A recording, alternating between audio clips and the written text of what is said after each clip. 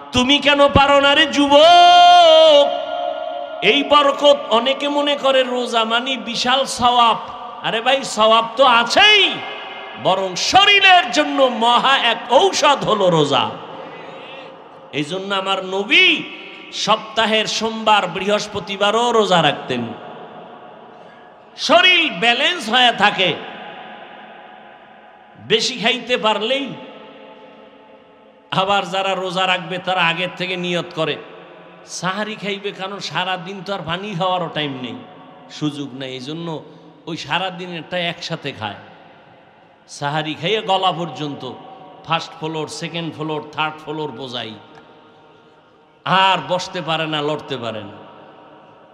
সারাদিন উপবাস থেকে আবার ইফতারির সময় জনমের মতো খাইব। একামত চলতেছে, ইমাম সাহেব কেরাত পড়তেছে, এরপরও খায়।